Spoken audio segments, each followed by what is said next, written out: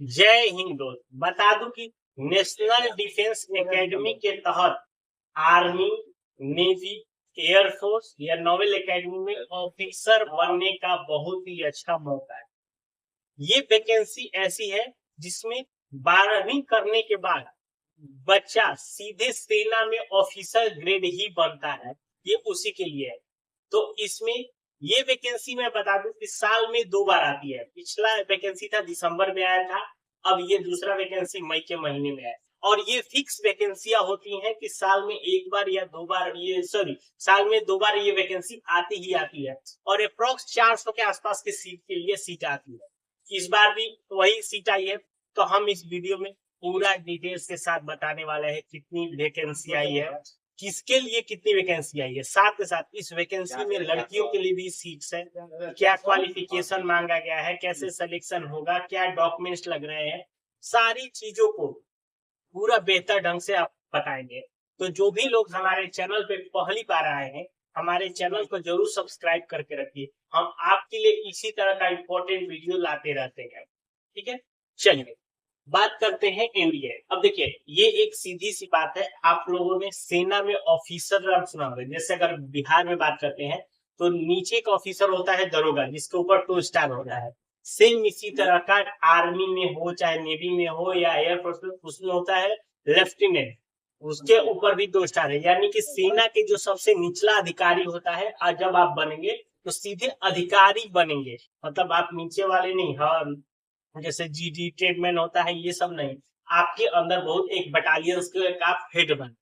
ठीक है, अब बात करते हैं डेट का। देखिए, ये फॉर्म 20 मई से शुरू हो गया है और 17 जून तक आप इस फॉर्म को डाल सकते। इसके साथ साथ इसका एग्जाम का डेट भी क्लियर है। 14 सितंबर को आपका इसका एग्जाम भी होगा। तो बच्चों के लिए एक अच्छा बात है कि आप फॉर्म भरने के साथ आपका डेट भी एग्जाम का क्लियर है, तो प्रिपरेशन करने में आपको अच्छा रहेगा। इसमें जो फी लगता है वो मात्र 100 रुपए चार्ज लगता है जनरल, ईडब्ल्यूएस और ओबीसी को, और एससी एसटी या फीमेल को 0 रुपए लगता है। ये जो भर्ती है ये यूपीएससी के तहत होती है। जिसके तहत यूपीएससी आईएएस बनाता है, वही वही विभाग इसी को कंडक्ट कराता है, एनडीए को। इसके साथ साथ एक बार और भी होता है सीडीएस, जो भी होता है ग्रेजुएशन लेवल पर। ठीक है, उसका भी हम आगे एक नेक्स्ट वीडियो में बात करेंगे। इसमें जो टोटल इस बार वैकेंसी आई है, 406 पदों पे भर्ती निकल के आई, जिसमें आर्मी विंग में 208 पद है, नेवी विंग में 92 पद है, एयरफोर्स के फ्लाइंग में 92 पद है, एयरफोर्स के ग्राउंड ड्यूटी टेक्निकल में 18 पद है, और एयरफोर्स के ड्यूटी नॉन टेक्निकल में 10 पोस्ट है, और नॉवल एकेडमी में 36 पोस्ट है। यानी कि ये है। और मैं ये बता दूं कि इसमें मेल के साथ साथ फीमेल के लिए भी पोस्ट। अब आप लोग बोलेंगे भैया सेना में लड़कियों के कौन काम, तो आपको याद होगा कि जब ऑपरेशन सिंदूर चल रहा था तो शाम के समय ब्रीफिंग दे रही थी एक लेडीज कर्नल। तो भैया वो कैसे बनी होगी, तो उसने भी एनडीए ही क्रैक किया होगा, तब जाके वो सेना में कर्नल बनी हुई है। तो वही पद आपके लिए भी, अगर आप भी इसको क्वालिफाई करेंगे तो अधिकारी बनेंगे और धीरे धीरे आपका प्रमोशन होता जाएगा। यानी लड़कियों के भी एक अच्छा मौका है देश की सेवा करने का। अब एज की हम बात करें, इसमें एक बहुत ही कम एज के बच्चों को लिया जाता है। इसमें अगर ये कह सकते हैं 1 जनवरी 2007 से लेके 1 जनवरी 2010 के बीच के ही बच्चे फॉर्म इसमें भरेंगे। इसमें ना ही किसी को छूट दिया जाता है, ना ही जैसे और फॉर्म में देखेंगे ओबीसी को 3 साल छूट, एससी एसटी को 5 साल छूट। इसमें किसी को भी किसी तरह की छूट नहीं दी जाती है सभी। अब ये एक तरह से देखा जाए तो 17.5 साल से लेके 19 साल। अब सोचिए कि अगर 19.5 साल में आप एक सेना के अधिकारी बन रहे हैं तो अब सोचिए कि इसमें क्या होता है कि ये एक शोहरत वाला पोस्ट है। मतलब आपके पास लग्जरी गाड़ियां ये सब होगा, जो भी आपका सरकार के द्वारा फ्लैट ये सारी है। अगर आप जहां घर में भी या आपके गांव देहात में जब बोलेंगे भैया हम सेना में अधिकारी हैं, तो लोगों को देखने का नजरिया बदल जाएगा। और आपका एज कितना है भैया, तो 19.5 साल। 19.5 साल में आप अधिकारी बन के निकलेंगे तो आपको आप एक बार सोच के देखिए कि कैसा लगेगा कि आपको 19.5 साल में आप सेना के एक अधिकारी बने हैं। चाहे वो अगर मान लीजिए एयरफोर्स में अधिकारी बने, तब तो भैया और ये जबरदस्त बात हो जाएगी। अब समझिए इसमें क्वालिफिकेशन क्वालिफिकेशन, अगर आप नोवेल एकेडमी या आर्मी के लिए जाना चाहते हैं तो आप 12 से कोई भी हो सकता है, आर्ट्स साइंस कॉमर्स कोई भी किए हो तो आप इन दोनों के लिए जा सकते हैं, इनमें किसी तरह का ये नहीं है। लेकिन अगर आप नेवी विंग और एयरफोर्स विंग में जाना चाहते हैं तो आपके लिए 12th में फिजिक्स केमिस्ट्री मैथ होना अनिवार्य है। तो इसमें ये क्राइटेरिया होते हैं। हम आप भी देखे होंगे जब एयरफोर्स का जो वैकेंसी आता है अग्निवीर, तो एयरफोर्स पीसीएम ही मांगता है, एयरफोर्स तो ले या नेवी में, इसमें आपका फिजिक्स केमिस्ट्री मैथ होना कंपल्सरी। अब बात कर लेते हैं सिलेक्शन का। देखिए, इसमें सिलेक्शन करने का 2 स्टेप होता है। एक होता है रिटेन एग्जाम, जो कि आपका हो जाएगा भैया 14 सितंबर।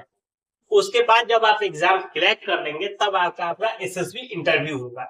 इंटरव्यू में होता है कि आपका सेना के साथ आपको जगह रहना होता है, वहां पर सारी चीज आपकी एक्टिविटी सब चीज देखी जाती है। एग्जाम देखिए, एग्जाम 900 मार्क्स के होंगे ये, जिसके अंदर 2 पेपर होगा। पहला पेपर आपका मैथ का होगा जो कि 300 मार्क्स का होगा, 2.5 घंटे आपका समय रहेगा। ध्यान रखिए इसमें 1/3 निगेटिव मार्किंग रहता है।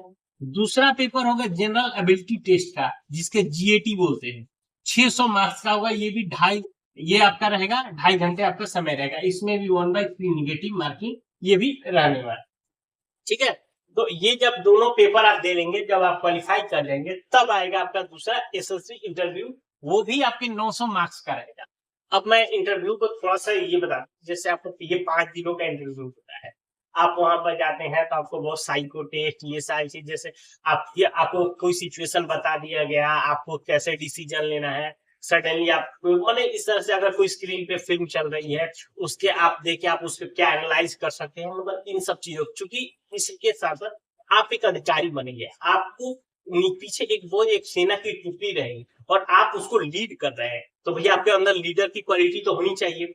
आपका उसके साथ साथ आपका रहना, खाना, उठना, बैठना, सोना, इन सब चीजों को आपके वहां के लोगों को निगरानी रहती है कि आप किस तरह से बैठ रहे हैं, क्या कर रहे हैं, किससे कैसे बात कर रहे हैं, आपका बिहेवियर कैसा रह रहा है, आप क्या तो एग्रेसिव नहीं हो जा रहे हैं किसी कोई अब मान लीजिए कोई कुछ बोल दे रहा है, पता लगा बहुत जल्दी गुस्सा करने लग रहे हैं, तो इन सब चीजों को नहीं होना चाहिए। क्या आप किस तरह से डिसीजन ले रहे हैं, तो ये सारी चीजें वहां पे इसका एक नंबर्स में कन्वर्ट होते जाते हैं।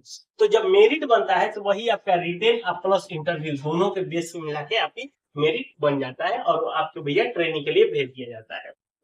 ठीक है, अब फॉर्म भरते समय जो आपको डॉक्यूमेंट लगेगा, आधार कार्ड में मोबाइल नंबर लिंक होना चाहिए, ये एक सबसे बड़ा चीज है।